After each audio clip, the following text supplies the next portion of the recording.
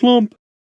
Not long before the PS5 and the Xbox Series X and S came out, CD Projekt Red announced that a technically enhanced version of The Witcher 3 Wild Hunt would be released for next-gen consoles and PC, adding things like ray tracing and faster loading times.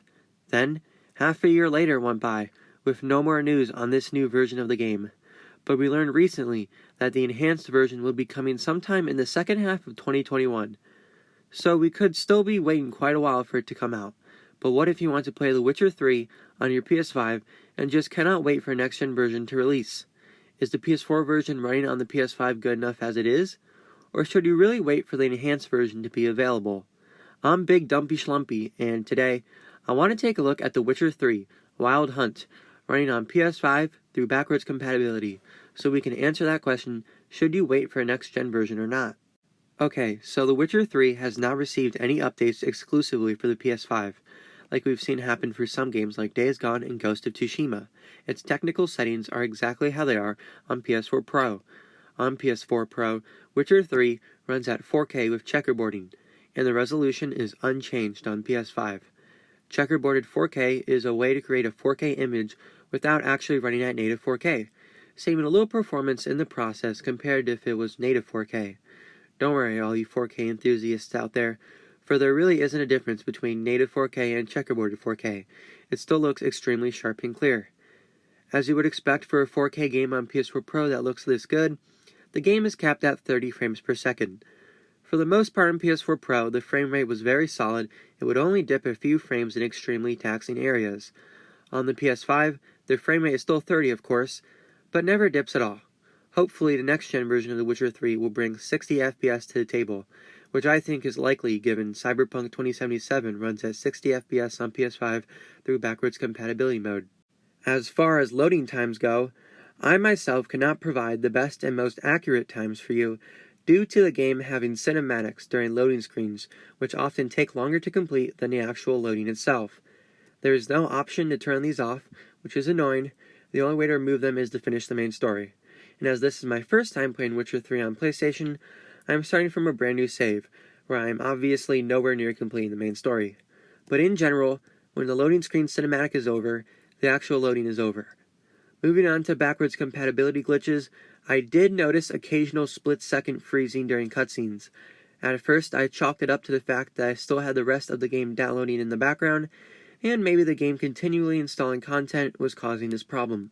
But after the game had finished downloading and a console restart, I still noticed a few more tiny freezes through 5 more hours of gameplay. Are these something you should be worried about? I don't think so, as they only happen about once every hour and only occur during cutscenes and dialogue, not during gameplay. Of course, I also had my fair share of bugs and weird moments that accompany any open-world game, and I believe these would have happened in the PS4 Pro version of the game as well, and it's not a fault of PS5 backwards compatibility.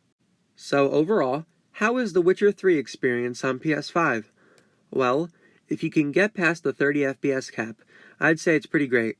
I am extremely sensitive to frame rates and I've only been playing 60 FPS games on PS5, but I'm willing to put up with The Witcher 3's 30 FPS since I first played The Witcher 3 on Switch, where the frame rate is also 30 but dips quite often, especially in Novigrad.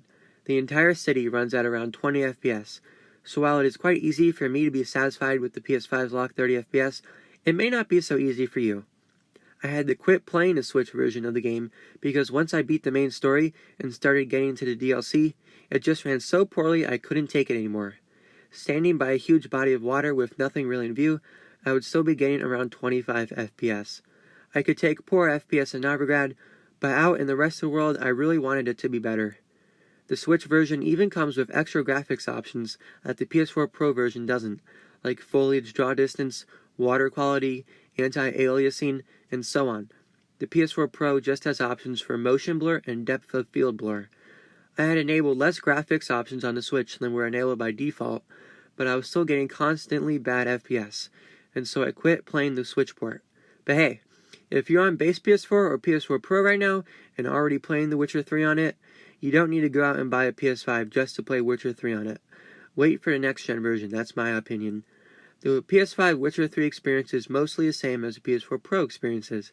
However, if you don't have The Witcher 3 on PlayStation yet, and are waiting for the next-gen version to come out, The PS4 version is currently on sale for 80% off, or just $10. Owners of the PS4 version get the next-gen upgrade for free, so if you're going to buy a next-gen version in the future, if you get the PS4 version right now, you'll be saving yourself a lot of money. That's it from me today. If you enjoyed this video, please leave a like and subscribe for more PS5 backwards compatibility videos. Hit that bell as well, so you'll be notified when a new video is released. 99% of people who watch my videos are not subscribed. Come on, I know you all can do better than that. We gotta fix this. If you have any games you would like me to take a look at, leave a comment. Thanks for watching. See you next time.